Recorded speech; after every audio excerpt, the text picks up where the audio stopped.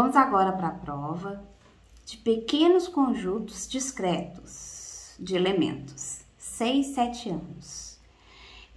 Para aplicação dessa prova, nós vamos usar 10 fichas de uma cor e 10 fichas de outra cor. Aqui eu vou usar azul e vermelho.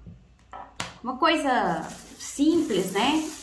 Eu deixo sempre nos pacotinhos assim de chup-chup, separado as fichas, tá? Porque fica mais fácil na hora da minha organização. Então, estamos aqui com 10 fichas de cada cor. Primeira coisa que a gente vai fazer é pedir o nosso paciente que escolha qual cor ele quer, se é vermelha nesse caso ou azul, né? Ele escolhendo, vamos colocar que ele escolheu o azul. Ele separa as deles e a gente separa as nossas. E vamos começar a aplicação da prova. Nós começamos, a primeira coisa que a gente faz é, no nosso montinho, a gente tira 4 fichas, tá? E deixa as 4 fichas em um canto, né? E pede então, sobra 6 aqui na mesa, né? No jogo, vamos dizer. E a gente pede para o nosso paciente que ele coloque sobre a mesa, aqui no jogo aqui nosso, a mesma quantidade de fichas que tá as minhas vermelhas. E o paciente, né, vai, vamos supor, contar ou colocar as 6 e reservar, né, num canto as fichas dele. Qual é a importância desse primeiro momento aqui para o nosso teste? É para a gente garantir a equivalência. O próprio cliente que fez a equivalência, ele que retirou, né, a quantidade de ficha para ficar igual, né, entre as vermelhas e as azuis, nem mais nem menos. Então, aqui, né, nesse momento que ele faz isso, a gente tem um pressuposto de equivalência, né, que tem a mesma quantidade de vermelho com as mesmas quantidades de azul. Daqui para frente, a gente não vai usar mais, né, essas 4 fichas, tá? Pode até tirar do campo de visão para facilitar ainda mais, né, a compreensão das consignas da prova. Então, é importante vou frisar, que o nosso paciente parta, né, do pressuposto, né, da equivalência. A gente tem que garantir essa equivalência aqui, que ele compreendeu que tem o mesmo tanto de fichas azuis e vermelhas, para a gente poder prosseguir com o nosso teste. Então, agora nós vamos fazer as situações, né? Para a gente poder conseguir compreender se o nosso paciente sabe se ele conserva, né? Para a gente perceber se o nosso paciente conserva ou não, né? Dessa prova de conservação de pequenos conjuntos discretos. Então, a primeira alteração que a gente faz é essa aqui, ó. A gente separa, pode ser com o paciente olhando, não tem problema, tá, gente? Muita gente pergunta isso. Separou, a gente deixou mais comprido aqui, né? Os espaços maiores entre a vermelha, a gente deixou assim, né? Claro que a gente não vai falar para ele, olha, deixei o espaço, né? A gente só faz, a gente executa essa ação de deixar os espaços maiores. E agora a gente vai fazer a seguinte pergunta. O que você acha? Você acha que agora a gente tem a mesma quantidade de círculo azul e vermelho? Aí nós vamos, o paciente vai responder, né?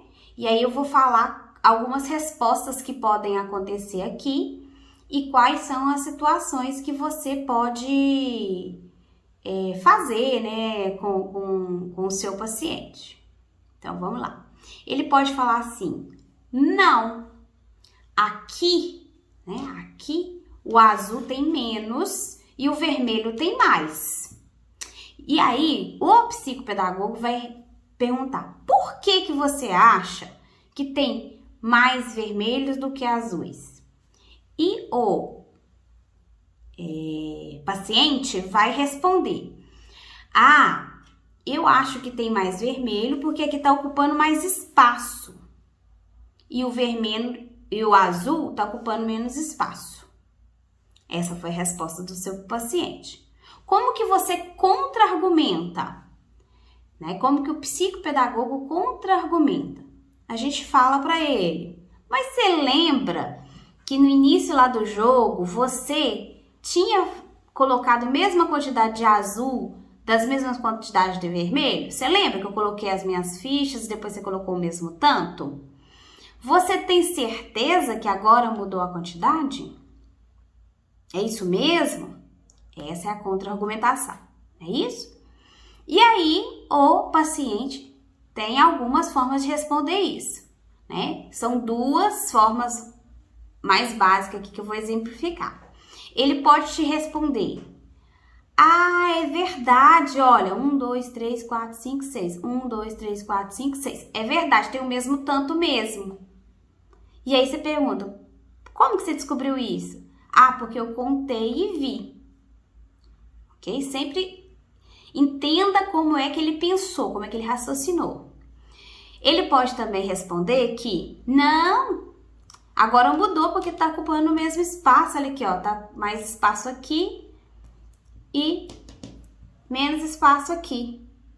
Então, quer dizer que nesse momento, né, essa é a segunda resposta, esse paciente não conservou, ou seja, ele não conserva a equivalência inicial. E o segundo, que primeiro falou que não, que o vermelho tinha mais, e depois ele mudou de ideia, as outras estratégias mudou de ideia, o que aconteceu nesse outro paciente? Ele oscilou, ou seja, ele ficou intermediário aqui nesse teste.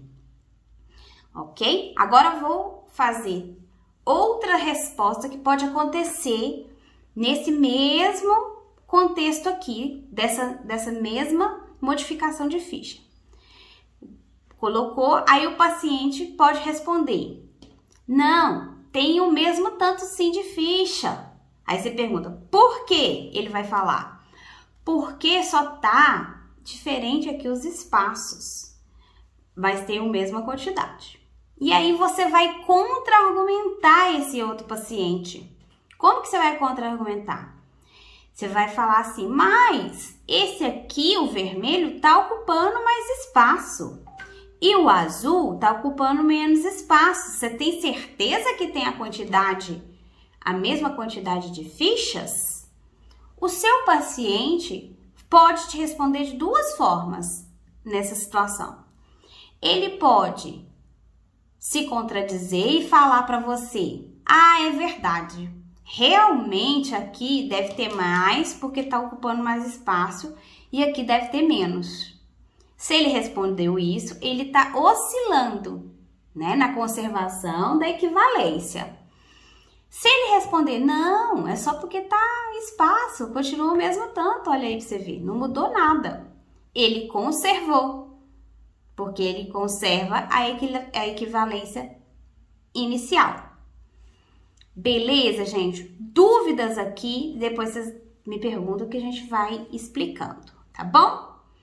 Tem modificação aqui dessa prova e eu vou mostrar para vocês agora. Bom, a gente vai agora para essa segunda situação, depois a gente vai para a terceira situação. Beleza? Então, vamos lá. Vou colocar a ficha aqui nessa segunda situação e vou mostrar para vocês como que a gente parte, né, dessa segunda situação aqui. O psicopedagogo coloca as fichas assim, né, em forma circular e faz a seguinte pergunta. Se eu contar, eu vou ter o mesmo número de fichas azuis que os números de fichas vermelhas? Se o avaliando, né, se o nosso paciente dizer que sim, a gente vai partir do pressuposto que ele tem aqui, né, o princípio de equivalência já. Se não, a gente vai levar ele a entender a equivalência aqui. Vamos contar 1, 2, 3, 4, 5, 6. E o de cá? 1, 2, 3, 4, 5, 6, né? Até que ele parta desse princípio, né, de equivalência. Então, temos aqui realmente 6 fichas azuis e 6 fichas vermelhas. Partiu desse pressuposto, nós vamos fazer a seguinte alteração. E a gente vai perguntar, e agora? Tem o mesmo tanto de ficha azul e vermelha? E como a prova anterior, a gente pode já ter várias respostas aqui, né? E tem algumas mais comuns. Vou fazer 2 mais comuns e como a gente vai reverberar, né? Como é que a gente vai prosseguir nas contra-argumentações. Então, vou fazer a primeira agora para vocês, tá? A primeira é a resposta. Então, a gente pergunta, e aí? Tem a mesma quantidade de vermelho e azul agora? O paciente pode dizer que sim, nós temos a mesma quantidade de vermelhas e azuis. E aí, você vai contra-argumentar com o seu paciente. Como que você vai contra-argumentar? Você vai falar assim, uai, mas como tem o mesmo tanto, se aqui está ocupando menos espaço e aqui está ocupando mais espaço? O paciente pode te responder de 2 formas, tá? A primeira é, não tem nada a ver não, aqui é porque elas estão mais juntinhas e aqui tá mais separados, mas tem o mesmo tanto, olha aí pra você ver. É 6 aqui e 6 ali. Beleza, conservou. Ele pode também, né? Um outro paciente pode responder, é verdade, né? Aqui tá bem pequenininho, bem juntinho, aqui tá mais. Realmente o vermelho tem mais. Então, nesse caso, ele conservou inicialmente e agora não conservou, então ele tá oscilando. Beleza? Então, vamos para um outro tipo de resposta para essa mesma situação. O paciente pode falar assim para você. Você pode perguntar, e agora, tem o mesmo tanto de azul e vermelho? Aí o paciente, né, o seu paciente vai responder, não, o vermelho tem mais, porque o vermelho tá maior e o azul tá menor. E aí você vai contra-argumentar com o seu paciente. Quando você estiver contra-argumentando com ele, você vai falar para ele, mas você lembra que no início a gente tinha o mesmo tanto? Por que agora tá diferente? E aí, depois dessa contra-argumentação que o psicopedagogo fez, podemos aparecer 2 respostas diferentes. A primeira é, não, mas aquela hora tava tudo igual, agora tá diferente, porque esse aqui tá menor, esse tá maior. Quer dizer que o paciente não conserva. E se o paciente responder de uma outra forma, responder assim, é verdade, eu lembro. Deixa eu ver, 1, 2, 3, 4, 5, 6. 1, 2, 3, 4, 5, 6. O que quer dizer? Quer dizer que ele está oscilando. Tem hora que ele conserva, tem hora que ele não conserva. Tá aí, gente, a alteração desta prova. Vou mostrar como é que faz essa mesma prova, algumas ideias de uma forma online ali dentro do Zoom, tá bom? Bom, gente, estou aqui dentro do meu Canva para mostrar para vocês como fazer essa prova, né, de conservação de pequenos conjuntos discretos.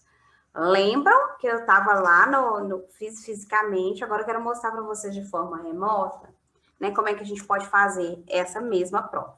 Então, eu tô dentro do meu Canva, né, e a gente tem que partir pelo primeiro pressuposto da equivalência, tá vendo? Então, nós temos 10 bolinhas aqui vermelhas, 10 bolinhas azuis. E aí a gente vai fazer aquele mesmo jeito, gente. Qual cor que o cliente quer? Aí o cliente vai e escolhe que quer vermelha e a sua é azul. Aí você vai retirar, tá vendo que eu pus um tracinho aqui? Para separar a parte que tá dentro e fora dos esquemas. Então, eu retirei aqui 4 pecinhas minhas. E aí, eu vou pedir o paciente para colocar o mesmo tanto de pecinhas vermelhas, o mesmo tanto que eu tenho aqui de azul. Não é isso? Para a gente poder partir do pressuposto de equivalência. O próprio paciente vai pegar lá o controlezinho do Zoom e vai retirar, né, 4 peças do dele e vai fazer equivalência, né? Eu tô fazendo assim porque é só uma espécie de revisãozinha aqui para a gente poder compreender.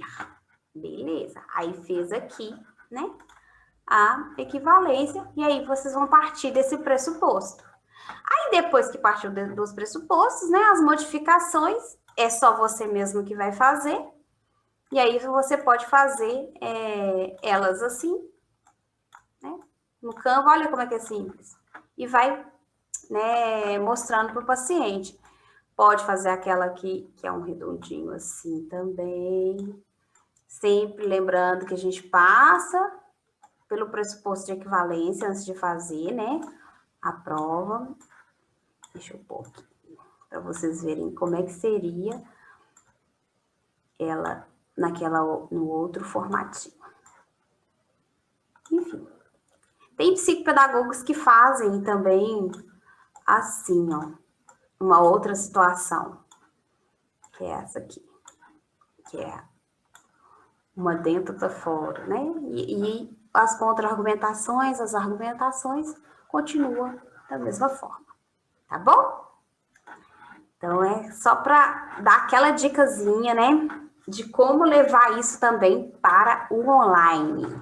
Na hora de marcar, se o paciente não conservou hora nenhuma, não